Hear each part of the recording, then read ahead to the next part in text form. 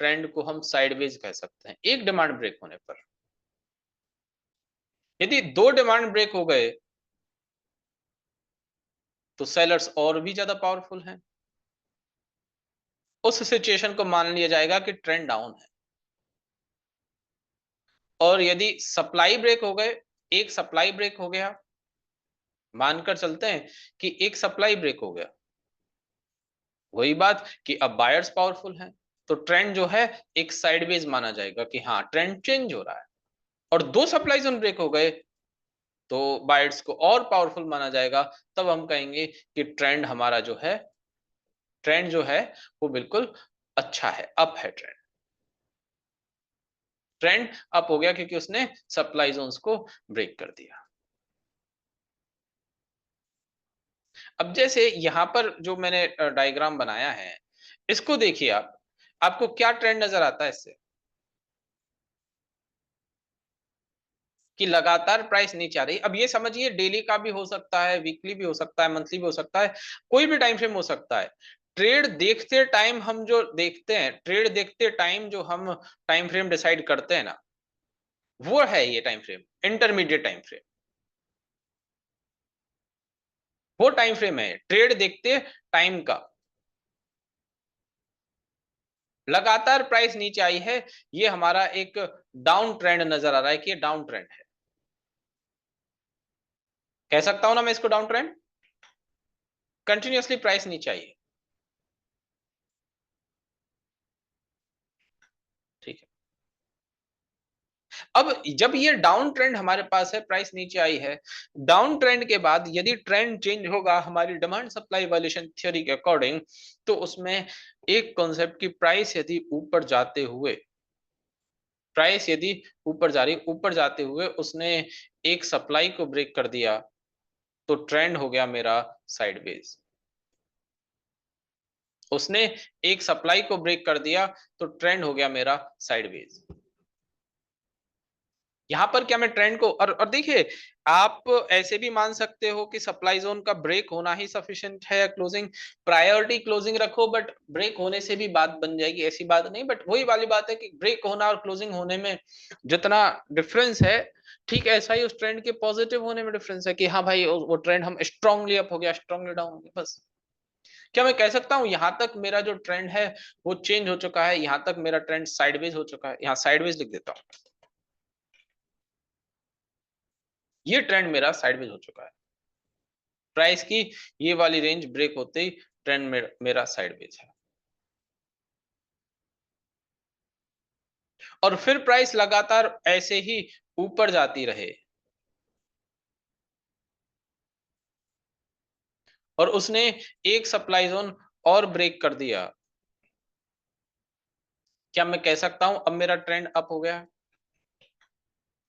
अब मेरा ट्रेंड जो है वो अप हो गया है, यहां पर मेरा ट्रेंड है वो अप हो गया।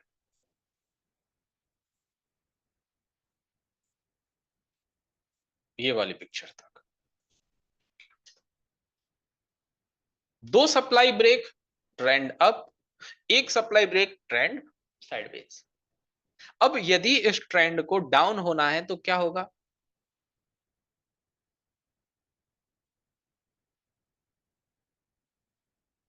डाउन होना है तो इसे दो सप्लाई जोन ब्रेक करने पड़ेंगे एटलीस्ट। जैसे कि प्राइस को यहां से नीचे आना पड़ेगा, ये सप्लाई जोन यदि ब्रेक हो गया, क्या मैं कह सकता हूं ट्रेंड मेरा डाउन हो चुका है? ये सप्लाई जोन ब्रेक होने पर ट्रेंड डाउन हो चुका है? बताइए। नहीं, साइडवेज हुआ है, क्योंकि फिलहाल अभी सिर्फ और सिर्फ एक सप्लाई जोन जो है वही ब्रेक हुआ है। कि अप ट्रेंड था, यहां तक जो है वो मेरा अप ट्रेंड था, बट अप ट्रेंड के बाद जस्ट मेरा एक ही सप्लाई जोन ब्रेक हुआ है, तो ये मेरा साइडवेज ट्रेंड है। जैसे कि यहां से इसको हटा देते हैं, क्या ट्रेंड था अभी तक? क्या ट्रेंड था अभी तक? बिल्कुल अप ट्रेंड। अब अप ट्रेंड के बाद क्या हुआ कि प्राइस नीचे आई, उसने एक डिमांड जोन को ब्रेक कर दिया, एक डिमांड जोन ब्रेक हो गया, ट्रेंड अप था, तो क्या रहा अब ट्रेंड मेरा? बिल्कुल साइडवेज, एकदम से साइडवेज। और यदि इसे डाउन होना है ट्रेंड को, तो क्या कह सकता हूं, मुझे और सप्लाई जोन, एक सप्लाई जोन ब्रेक करना पड़े, ये सप्लाई जोन, मतलब ये एक रिवर्सल पॉइंट है ना प्राइस का, इसको भी आप सप्लाई जोन की तरह कंसीडर कर सकते हो कि हाँ एक रिवर्सल पॉइंट है। ऐसा नहीं कि नॉर्मल सा reversal point without base candle वाला नॉर्मल सा एरिया। हाँ ये समझ लो कि ये वाला भी एक सप्लाई जोन है, विदाउट बेस कैंडल वाला समझ लो, या विदाउट बेस कैंडल वाले से आप demand zone, without base candle वाले डिमांड जोन से ज्यादा आप समझो कि ये एक रिवर्सल पॉइंट है। ये रिवर्सल पॉइंट भी ब्रेक हो गया ना, तो भी मेरा ट्रेंड चेंज हो सकता है। मतलब मैं कह सकता हूं यहाँ पर ट्रेंड जो है वो अप है, डाउन है, डाउन हो गया। बट एक सिचुएशन पता है क्या हो सकती है, कि प्राइस नीचे आए। जरूरी नहीं कि पुराना कोई डिमांड जोन है उसी को ब्रेक करे तभी चेंज होगा, नहीं। प्राइस नीचे आती है और नीचे आने के बाद उसने ऊपर जाना शुरू कर दिया, कोई डिमांड जोन ब्रेक नहीं किया, बट ऊपर जाते हुए ना इसने कोई नया डिमांड जोन बना दिया, इसने ये नया डिमांड जोन बना दिया।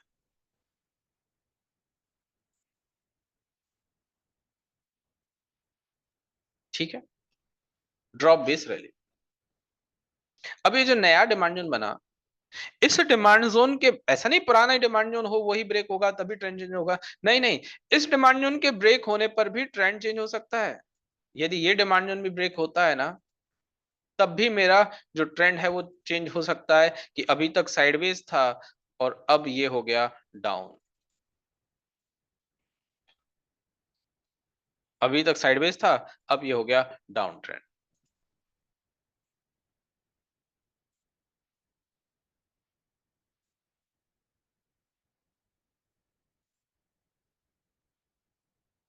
ठीक है, अब ब्रेक हो गया, अब हो गया डाउन। और ऐसा है कि ये डिमांड जोन इस तरह से नहीं बनता, ये ऐसे होता कि डिमांड जोन बिना बनाए प्राइस गई, बट रिवर्सल तो आया ना, इस रिवर्सल को भी डिमांड जोन मान लो। ठीक ठीक रिवर्सल है तो तब ब्रेक, तब भी उसको मान लिया जाएगा कि हाँ मेरा डिमांड जोन जो है ब्रेक हो गया, रिवर्सल ब्रेक हुआ। हमें बाइंग और सेलिंग की पावर देखनी है, बाइंग और सेलिंग पावर देखनी। अब क्या है, अभी फिलहाल ट्रेंड डाउन है ना, अब क्या होगा, अब इस ट्रेंड को यदि अप होना है तो क्या करना पड़ेगा, दो डिमांड जोन को ब्रेक करना, दो सप्लाई जोन को ब्रेक करना पड़ेगा। क्या मैं कह सकता हूं अभी यहां पर इसने एक सप्लाई जोन को ब्रेक कर दिया,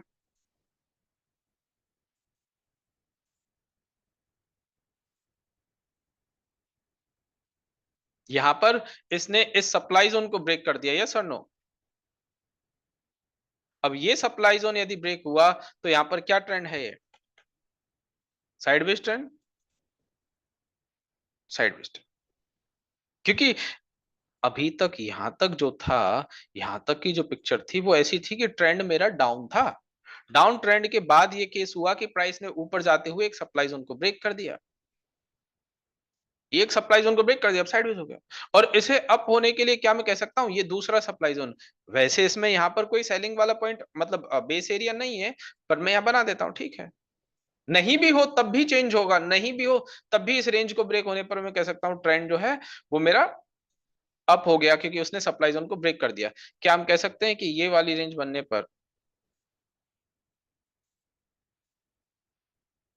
ट्रेंड मेरा अब क्लियर कट अप हो चुका है, अप ट्रेंड,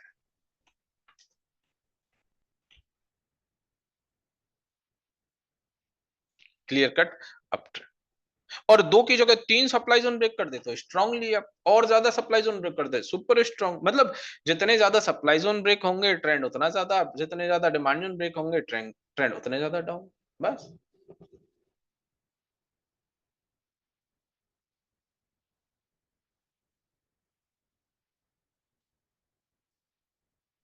ठीक है, ये बात समझ में आ गई डेफिनेशन के हिसाब से और यहाँ पर प्रैक्टिकल के हिसाब से। हम एग्जांपल देखेंगे चार्ट पर, समझ में आ गई बात।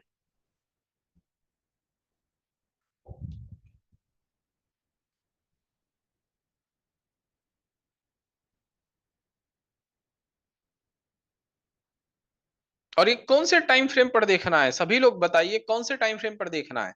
क्या लिखा था मैंने सबसे पहले यहाँ पर, इंटरमीडिएट टाइम फ्रेम। ये सारा वॉल्यूशन इंटरमीडिएट टाइम फ्रेम पर होगा।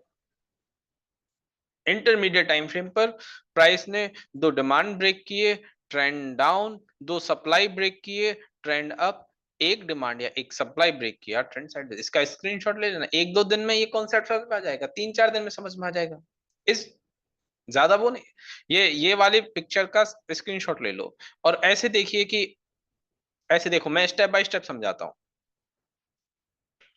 यहां तक ऐसा लगेगा कि रिवीजन हो रहा है, यहां तक क्या ट्रेंड था?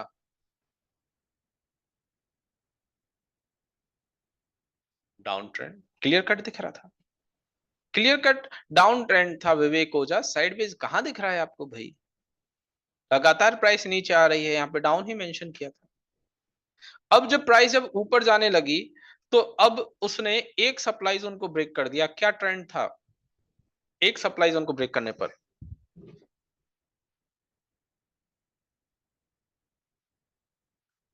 Trend sideways. और जब उसने दो सप्लाई जोन्स को ब्रेक कर दिया तब क्या ट्रेंड था? Up trend. दो सप्लाई जोन ब्रेक होते ट्रेंड अप हो गया। फिर प्राइस ने नीचे की तरफ आती है, लगातार ऊपर जाती रहती तो ट्रेंड अप ही रहता। फिर प्राइस नीचे की तरफ आती है और नीचे की तरफ आते हुए उसने एक डिमांड जोन को ब्रेक कर दिया। मतलब ट्रेंड पहले यहां पर अप था, अप ट्रेंड के बाद उसने अप ट्रेंड के बाद उसने एक डिमांड जोन को ब्रेक कर दिया, ट्रेंड हो गया साइडवेज। अप ट्रेंड के बाद एक डिमांड जोन को ब्रेक कर दिया, ट्रेंड हो गया साइडवेज।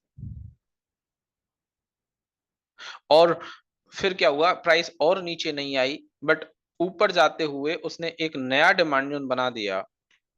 ऊपर जाते हुए उसने एक नया डिमांड जोन बना दिया, प्राइस और नीचे नहीं आई, ऊपर जाते हुए नया डिमांड जोन बना दिया। तो ये जो न्यू फॉर्म डिमांड जोन है, इसके ब्रेक होने पर भी मैंने इसे डाउन ट्रेंड बोल दिया। इसके ब्रेक होने पर भी मैंने इसको डाउन ट्रेंड बोल दिया, क्योंकि लगातार आप यदि यहां से मान के चलिए करंट मार्केट प्राइस यहां पर है, यहां से यदि देखोगे कैंडल्स को, आपको रिसेंट कैंडल्स में क्या नजर आ रहा है? डिमांड ब्रेक हुए हैं रिसेंटली या सप्लाई ब्रेक हुए हैं रिसेंटली? रिसेंट एक्शन को देखो। अभी करंट कैंडल को इंक्लूड करते हुए थोड़ा सा पीछे जाओ, पीछे जाते हुए आपको पता चलेगा एक डिमांड ये ब्रेक हुआ, उससे पहले एक डिमांड ये ब्रेक हुआ, लगातार दो डिमांड ब्रेक हो गए। समझ में आ गई बात? और फिर प्राइस ऊपर जाने लगे, फिर प्राइस ऊपर की तरफ जाने लगे और ऊपर जाते हुए उसने एक सप्लाई को ब्रेक किया। डाउन ट्रेंड था, डाउन ट्रेंड के बाद एक सप्लाई ब्रेक हुआ, ट्रेंड साइडवेज, और दो सप्लाई ब्रेक हो गए तो ट्रेंड हो गया मेरा अप ट्रेंड। बस। अब वापस से नीचे आना हो, बीच में कोई डिमांड जोन नहीं बना, कोई डिमांड जोन नहीं बना, बस यही एक डिमांड जोन है। तो ये वाला एरिया ब्रेक होते ही, बहुत दूर तक कोई डिमांड जोन बना ही नहीं, ये वाला एरिया ब्रेक होने के बाद ही ट्रेंड को क्या माना जाएगा? साइडवेज या डाउन? डाउन। अनमोल, आप कह रहे थे कि आप तो एकदम से कोई भी चीज को बिल्कुल परफेक्ट देखना चाहते हो, यहाँ तो परफेक्ट देखने वाली कोई बात भी नहीं है, फिर भी आपने बिना सोचे समझे डाउन लिख दिया। आपने कहा परफेक्शन का कीड़ा है कि जब तक कोई चीज परफेक्ट नहीं हो जाती तब तक ऐसे नहीं करता। अब यहाँ पर तो आपने बिना सोचे समझे डाउन लिख दिया, जबकि मैंने मेंशन किया कि यहाँ पर कोई बीच में कोई डिमांड नहीं बना, यही एक एरिया है, ट्रेंड हमारा अप है। अप ट्रेंड के बाद यहाँ पर प्राइस नीचे आती है, ये वाला एरिया जो है एक ही डिमांड जोन था, ये ब्रेक हो गया तो ट्रेंड मेरा साइडवेज हो गया। इसमें परफेक्शन की कोई बात भी ना थी, सिंपल सी बात थी, बस जल्दबाजी नहीं करनी थी अपने को। आ गया ये कॉन्सेप्ट समझ में आप लोगों को?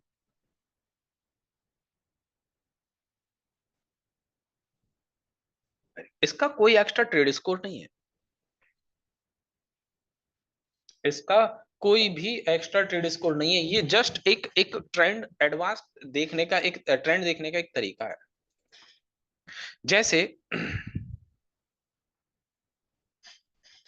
जैसे मैं कहता हूँ मंथली इनकम ट्रेड हम इसमें देख रहे थे ना, सेल में हमने मंथली के मंथली इनकम ट्रेड की बात करी थी, और डेली पर हमारे पास ये दो एग्जीक्यूशन थे ना,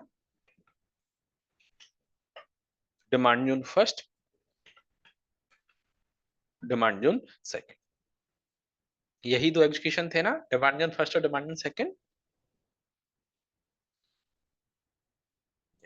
अब इसमें ये दो मेरा एग्जीक्यूशन है, मंथली इनकम ट्रेड में फाइंड आउट कर रहा था, ट्रेंड कहां देखूंगा? देखना, इसको एडवांस क्यों बोलते हैं वो देखना। क्या मैं कह सकता हूं वीकली पर, और वीकली पर जो ट्रेंड में देखूंगा, क्या मेरे लिए ये ट्रेंड क्या है। 50 SMA तो ट्रेंड मुझे डाउन सजेस्ट कर रहा है, बट आप देखो कि ये रिसेंट एक्शन में क्या मैं कह सकता हूँ, यहाँ पर ये सप्लाई एरिया, ये वाली रेंज ब्रेक हुई है, ये सप्लाई भी ब्रेक हुआ है रिसेंट डेज में, आपको अपने आप दिख रहा है सप्लाई जोन्स ब्रेक हुए हैं। और इन सप्लाई जोन के ब्रेक होने से पहले यहाँ पर ट्रेंड एक साइडवेज टाइप था, पहले डाउन हुआ फिर साइडवेज टाइप स्ट्रक्चर बना। काफी टाइम से प्राइस साइडवेज थी, डाउन टू साइडवेज था। जैसे ही ये रेंज ब्रेक हो गई, एक ये वाली रेंज ब्रेक हुई, एक ये वाली रेंज, ट्रेंड मेरा अप हो गया। ट्रेंड मेरा बिल्कुल अप है। कोई कहे कि नहीं सर, मैं तो सिर्फ एक इस सप्लाई जोन को कंसीडर कर रहा हूं, यहाँ पर ट्रेंड डाउन था, ये एक साइडवेज हुआ, ठीक है आप ऐसे कर लो कि इसके बाद आप मान लेना। बट हाँ, ये जरूर कह सकते हैं कि ऐसा भी नहीं कि ये बिल्कुल ही साइडवेज है, साइडवेज टू अप भी कहा जा सकता है, अप ट्रेंड है। क्योंकि देख लीजिए साइडवेज यहाँ तक तो कंप्लीट साइडवेज मूवमेंट था, ये सप्लाई जोन ब्रेक हुआ, ट्रेंड अप हो गया। अब कोई कहे कि सर मैं 50 SMA में और इसमें कंफ्यूज हो गया। देखिए, फिलहाल यदि आपको लगता है,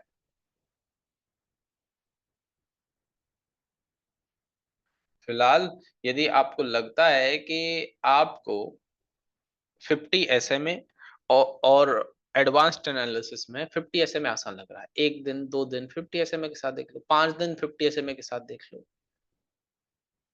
बट लास्ट में आपको इस एडवांस ट्रेंड एनालिसिस से ही ट्रेंड देखना है।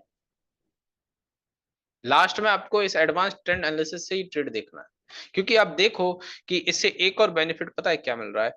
यदि मैं आपसे कहूं कि मैं डेली का जो एग्जीक्यूशन है, ये वाला पॉइंट जो एक नॉन कोइंसाइडिंग और एक कोइंसाइडिंग, यहाँ आती है प्राइस, तो मेरा क्या ट्रेंड हो जाएगा, 120 या फिर 110, ये दोनों मेरे एंट्री पॉइंट है। इन एंट्री पॉइंट पर आती तो क्या ट्रेंड होने वाला है आप मुझे बताइए। ऊपर से प्राइस नीचे आएगी, क्या मैं कह सकता हूँ कि एक डिमांड जोन को ब्रेक करते हुए आएगी, तो मेरा ट्रेंड जो है वो साइडवेज हो जाएगा। नॉन कोइंसाइडिंग एरिया में मेरा ट्रेंड साइडवेज होगा। मुझे पहले ही आइडिया हो गया कि मैं इस एरिया को अब ट्रेड नहीं करने वाला, क्योंकि ट्रेंड मेरे फेवर में नहीं है। यस और नो, ट्रेंड यदि अप ही रहता, ये डिमांड जोन ब्रेक नहीं होता, डिमांड जोन बनता ही नहीं, कोई बिना डिमांड जोन को ब्रेक करे आती प्राइस, तब मैं ट्रेड करता, अदरवाइज नहीं। और नीचे जिस डिमांड जोन की बात कर रहा हूं, यहाँ पर, यहाँ के आसपास कोई इंसाइडिंग एरिया है, उस एरिया में आते आते ट्रेंड क्या हो जाएगा, उसमें आते आते भी साइडवेज ही रहेगा, कोई डाउन नहीं होगा, क्योंकि सिर्फ एक ही डिमांड जोन को तो ब्रेक किया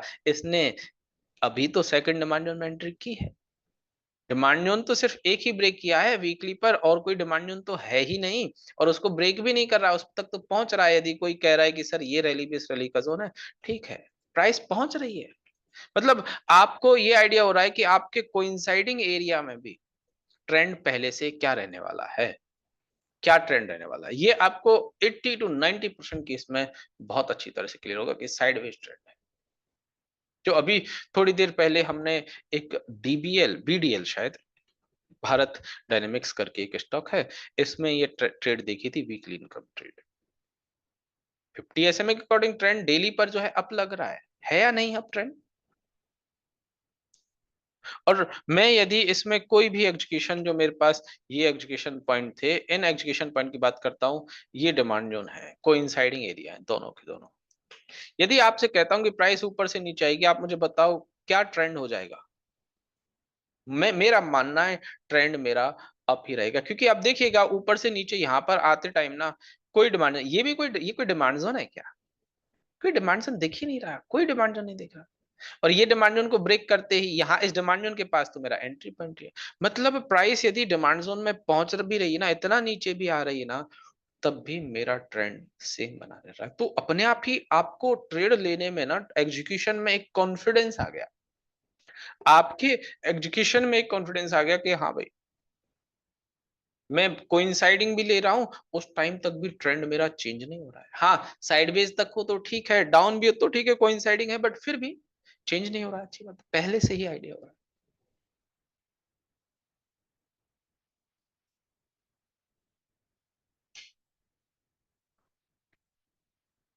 आई बात समझ में?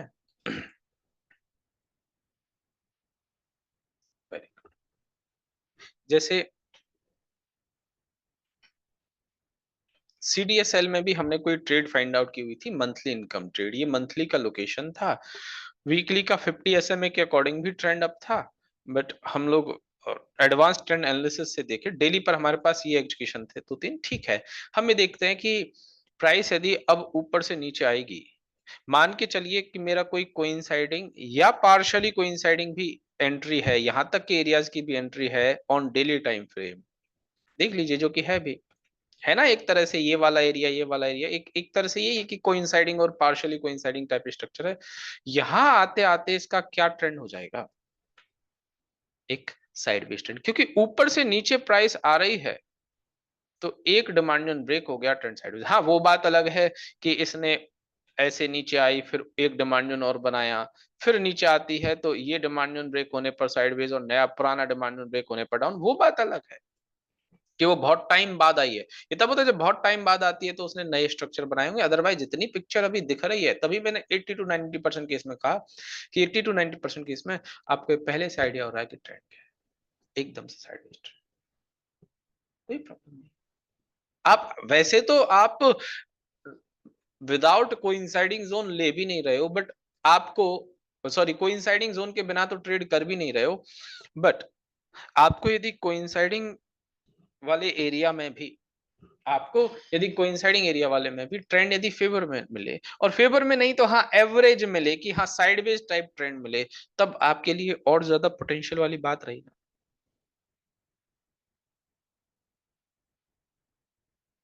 बताएं, तब हमारे लिए और भी ज्यादा पोटेंशियल वाली बात रही।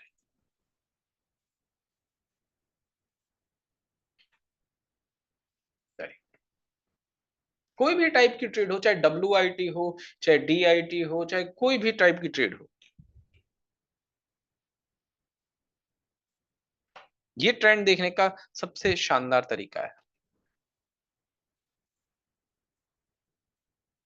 हमने LIC में ये MIT ट्रेड देखी थी, मंथली का एलोकेशन था, वीकली पर ट्रेंड हमें डाउन बता रहा है, डाउन बता रहा है ना, सिंपल मूविंग एवरेज के अकॉर्डिंग। बट अब देखिए कि प्राइस ने, अब ट्रेंड देखने का तरीका देखिए, क्या अभी फिलहाल क्या ट्रेंड नजर आ रहा है आपको, सिंपल देखो कि ये जो करंट एक्शन हुआ है, इसने क्या किया है, एक सप्लाई जोन ये ब्रेक किया, एक सप्लाई जोन ये ब्रेक किया, इसने रिसेंटली दो सप्लाई ब्रेक किए हैं, दो सप्लाई ब्रेक किए। सप्लाई ब्रेक होते ही समझ जाओ ट्रेंड अप हो गए, दो सप्लाई ब्रेक होते, जब तक कैंडल यहां तक थी तब तक क्या था केस, हाँ, एक ही सप्लाई, ये एक सप्लाई भी एक्चुअली पूरा ब्रेक नहीं हुआ था, ब्रेक का मतलब क्लोजिंग समझ लो, एक सप्लाई भी अच्छी तरह से ब्रेक नहीं हो पाया था, बट ये कैंडल बनी तब पता चल गया इसने दो सप्लाई जोन ब्रेक कर दिए, ट्रेंड मेरा अप हो गया, ये सप्लाई जोन भी ब्रेक हो जाएगा, ट्रेंड मेरा स्ट्रांगली अप हो गया। और प्राइस जब जोन में आएगी, जो मेरा एग्जीक्यूशन एक ये नॉन कोइंसाइडिंग हो सकता है और एक एक कोइंसाइडिंग हो सकता है, आप मुझे बताइए इन दोनों एरियाज में आते आते ट्रेंड क्या होगा, साइडवेज, क्योंकि ये एरिया जो है कुछ यहाँ तक है, जो मेरा एग्जीक्यूशन था वो एक यहाँ पर है और एक यहाँ पर है, ट्रेंड साइडवेज होगा। बाई चांस ऐसा होता कि मेरा कोई एग्जीक्यूशन ऑन डेली, डेली के टाइम फ्रेम पर मान के चलिए मैं ये एग्जीक्यूशन कर रहा था, है नहीं, मैं मान के चलिए मैं कर रहा होता 875 के आसपास का एग्जीक्यूशन, है नहीं, मैं मानकर चल रहा हूं कि यहां पर होता, तो क्या मैं कह सकता हूं कि ट्रेंड भी मेरा अप होता 875 के आसपास, ट्रेंड मेरा अप होता, क्योंकि कोई भी डिमांड जोन ब्रेक नहीं करता, ये होता कि ज्यादा से ज्यादा डिमांड जोन में आया है, डिमांड जोन ब्रेक नहीं किया है।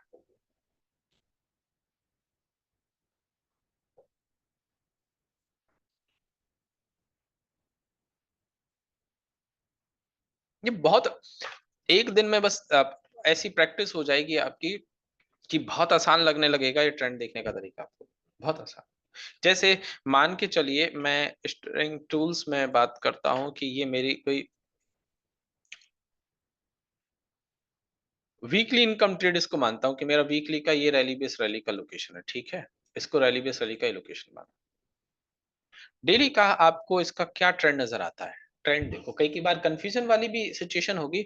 देखो, रिसेंट डेज में यहाँ पर ये जो अपमूव आया, इसने इस सेलिंग को खत्म किया, क्या मैं कह सकता हूँ ये वाला जो अपमूव था, रिसेंट अपमूव जो तो था, उसने इस सेलिंग को खत्म किया, एक एक एक सप्लाई जोन ब्रेक हो गया, फिर उससे पहले ये डाउन मूव आया, इसने कुछ खत्म किया क्या, इसने कुछ ब्रेक किया क्या, इसने कुछ ब्रेक नहीं किया, इसने कुछ ब्रेक नहीं किया, ठीक है, फिर उसके बाद ये अप मूव आया, इसने कुछ ब्रेक किया क्या, ये अप मूव आया, इसने कुछ ब्रेक किया क्या, इसने भी कुछ ब्रेक नहीं किया, नहीं किया ना इसने भी कुछ ब्रेक, ठीक है, फिर ये डाउन मूव आया, इसने कुछ ब्रेक किया क्या, हाँ इसने एक ये सप्लाई ब्रेक किया, मतलब क्या हुआ कि रिसेंट डेज में एक डिमांड और एक सप्लाई टाइप स्ट्रक्चर ब्रेक हुए, तो ट्रेंड को मैं साइडवेज मान सकता हूँ, ट्रेंड को मैं साइडवेज मान सकता हूँ।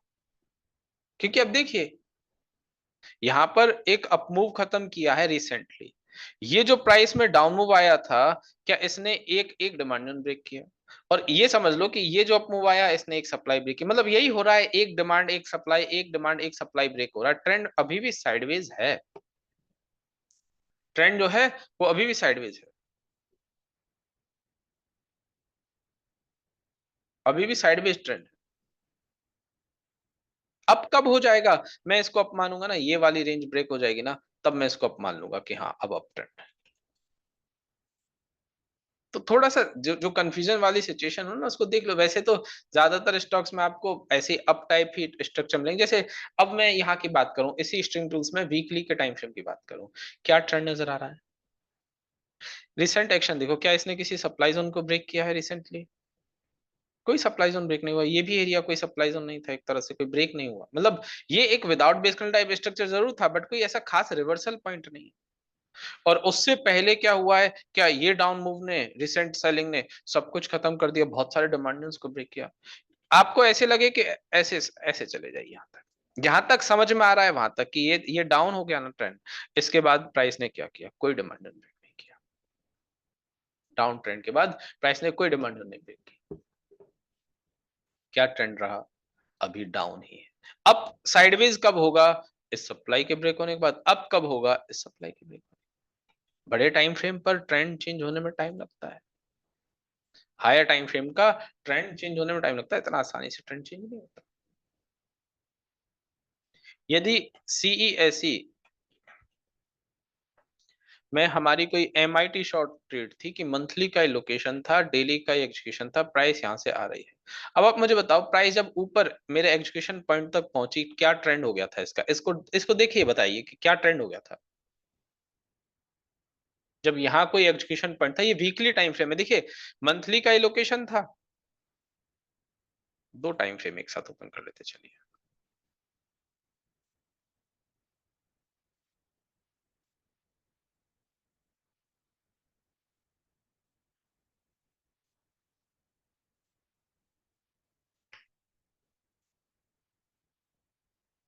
राइट साइड में मंथली है और लेफ्ट साइड में जो है वो डेली है। आप मुझे बताएं, डेली का ये जो एग्जीक्यूशन था, ये वाला एरिया, यहां पहुंचते पहुंचते, अब मैं वीकली भी ओपन कर रहा हूँ, मंथली के हटा के वीकली ओपन कर रहा हूँ, आप मुझे बताइए एंट्री पॉइंट पर पहुंचते पहुंचते क्या ट्रेंड था इसका, साइडवेज। कैसे पता लगा साइडवेज ट्रेंड है? राइट साइड में देखिए यहाँ पे कि ये जो अपमूव आया, रिसेंट जो अपमूव था, उस रिसेंट अपमूव ने एक सप्लाई जोन को ब्रेक किया, यस और नो?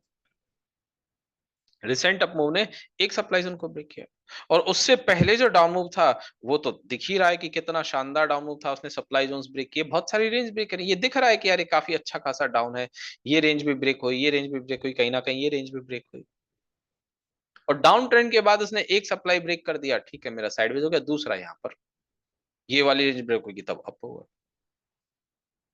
डेली पर पिक्चर अलग है, डेली के ज्यादा सप्लाई जोन ब्रेक कर देंगे तो डेली का ट्रेंड अप हो गया होगा, ठीक है।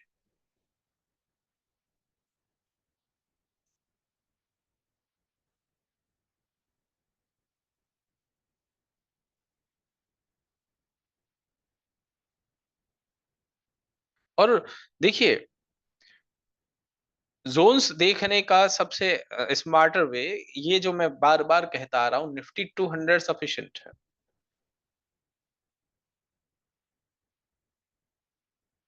निफ्टी 200 में से 200 स्टॉक को तो स्किन कर सकते हो, 200 स्टॉक में QIT long, Q MIT long, WIT long, DIT long, हर तरह की ट्रेड होगी।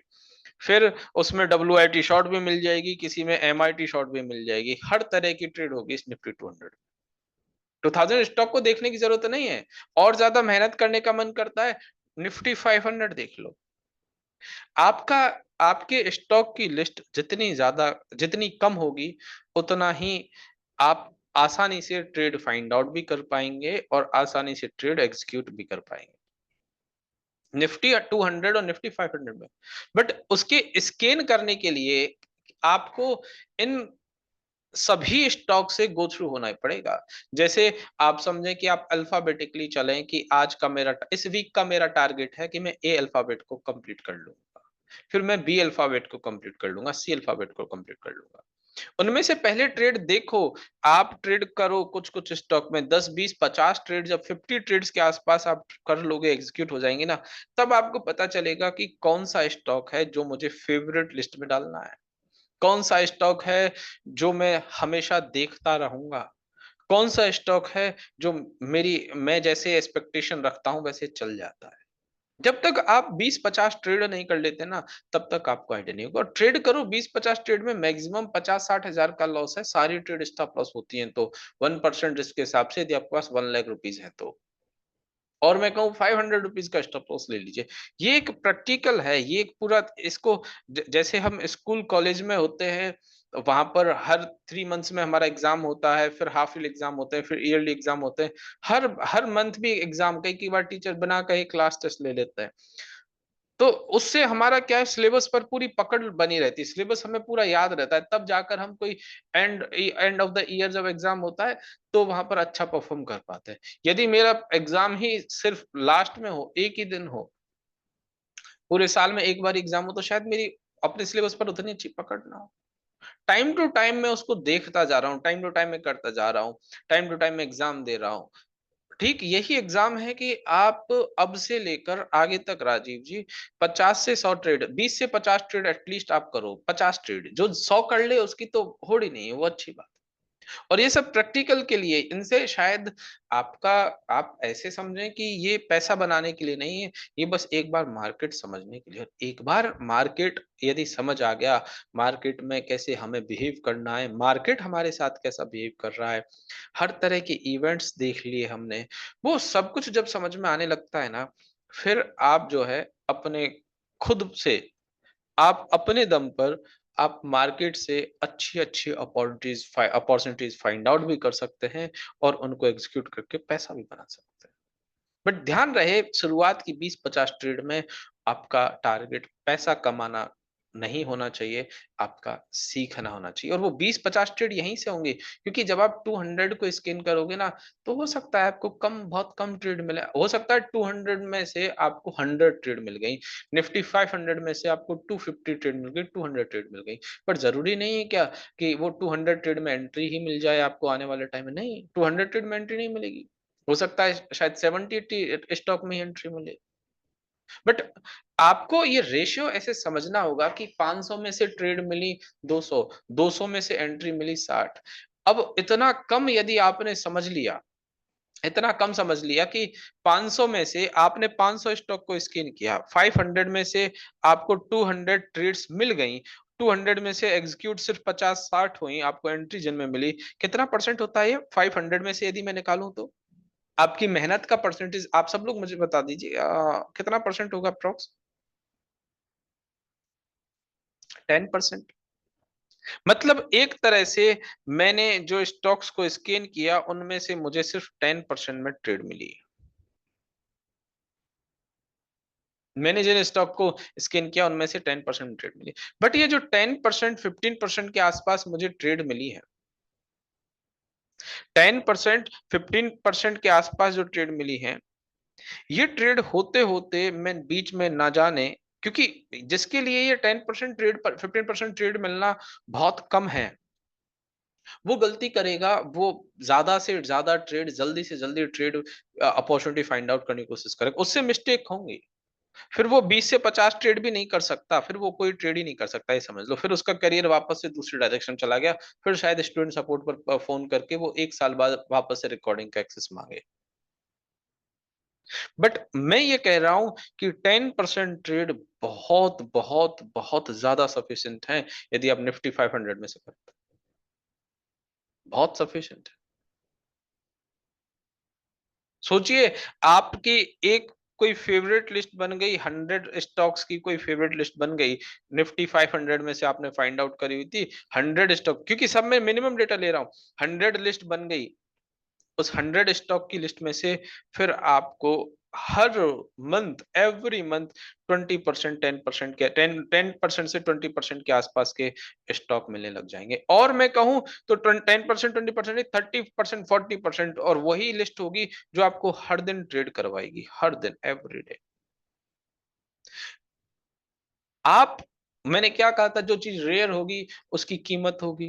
गोल्ड इस वजह से महंगा है, प्लेटिनम उससे भी महंगा है, डायमंड उससे भी महंगा है, और कोई मेटल होगा वो उससे भी महंगा होगा। जितनी कोई चीज रेयर है वो उतनी महंगी है। ठीक ऐसे ही जितनी कम ट्रेड्स आपने 500 में से करी, जितनी भी कम ट्रेड आपने सिलेक्ट करी, वो कहीं ना कहीं क्वालिटी वाली थी। और वो क्वालिटी आपका पैसा डुबोएगी नहीं, वो क्वालिटी आपको पैसा बना कर देगी। और आप इस हड़बड़ी में रहे कि यार इतना स्कैन किया फिर भी इतनी सी ट्रेड मिली, तो अब तक फिर जैसा करते आ रहे हैं वैसा ही करेंगे, और उससे रिजल्ट भी नहीं मिल रहे हैं, तो फिर वही कहानी होगी, आप चल तो रहे हैं बट कहीं पहुंच नहीं रहे हैं।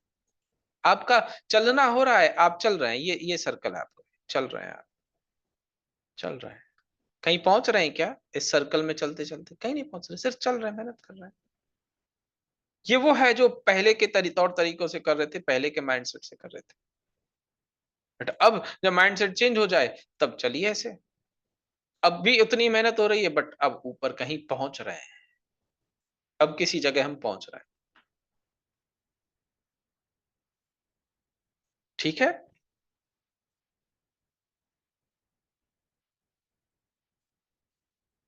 और सिर्फ बेटर जोन्स की बात नहीं कि कुछ स्टॉक्स में ही बेटर जोन्स बनते हैं, बेटर जोन सब में होता है। अब वो उनमें उन जोन्स को देखना, उन स्टॉक्स पर हमारी अप्रोच इतनी अच्छी हो चुकी होती है कि कोई नॉर्मल जोन भी चलने वाला होता है, उसका भी हमें आइडिया हो जाता है कि यार नॉर्मल जोन है, ये भी चल जाएगा।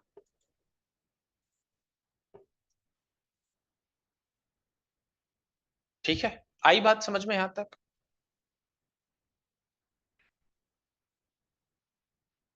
आई राजीव नारंग जी आपको बात समझ?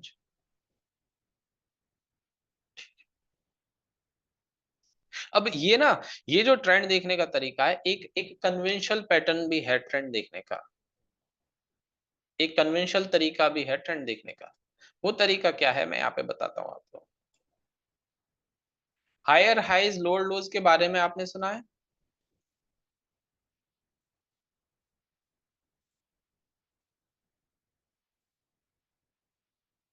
सुना है ना?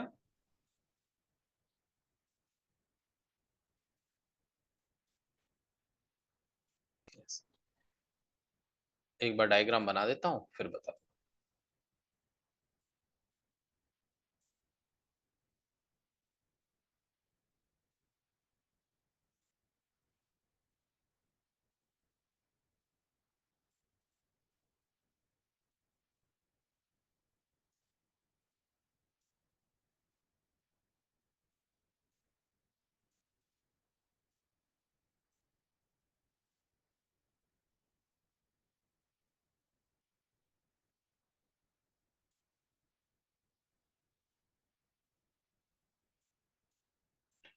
ये यहाँ पे कोई पिक्चर है जिसमें पहले प्राइस जो है वो डाउन आ रही है, पहले जो है वो प्राइस डाउन आ रही है, ठीक है, फिर ऊपर जा रही है, फिर डाउन आ रही है, फिर ऊपर जा रही है, ऐसे कुछ मोमेंट हो रहा है।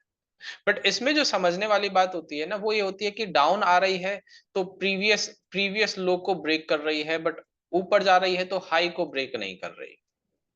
ऊपर जा रही है तो वो हाई को ब्रेक नहीं कर रही। जैसे कि मैं यहाँ पर बताऊं आपको, आप देखिएगा, यहाँ पर प्राइस ने एक लो फॉर्म किया, यस और नो? लो फॉर्म किया, प्राइस ऊपर गई, क्या इसने एक नया हाई फॉर्म किया है या उसी रेंज में से नीचे आ गई है? उसी रेंज से नीचे आ गई। बट नीचे आते टाइम इसने एक नया लो फॉर्म किया, तो क्या हो रहा है कि प्राइस नए लो फॉर्म्स करती जा रही है। फिर प्राइस ऊपर भी गई है बट ऊपर जाते हुए उसने कोई नया हाई फॉर्म नहीं किया।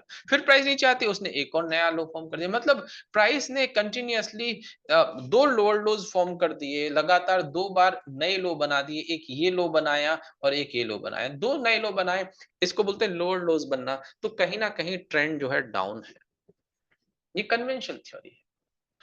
उसके बाद प्राइस यदि ऊपर जाती है और अब की बार ऊपर जाते हुए इसने एक पिछले वाले हाई को ब्रेक किया, ये हायर हाई बने, फिर नीचे आया, बट नीचे इसने पुराने लो को ब्रेक नहीं किया, ऊपर गई, प्रीवियस हाई को ब्रेक, अब क्या कर रही है कि प्राइस हाई को ब्रेक करती जा रही है, लो को ब्रेक नहीं कर रही है। तो क्या मैं जैसे ये लो पॉइंट थे, इनको ब्रेक नहीं किया, बट ये प्रीवियस हाई पॉइंट थे, इनको ब्रेक किया। अब जैसे इसने हायर हाइज बनाना स्टार्ट किया, अपने हाई पॉइंट को ब्रेक करना स्टार्ट किया, तो यहां पर हम बोलते हैं कि अब मेरा ट्रेंड अप हो गया, हायर हाइज बनने लगे, 2 से ज्यादा हायर हाई बन गए, ट्रेंड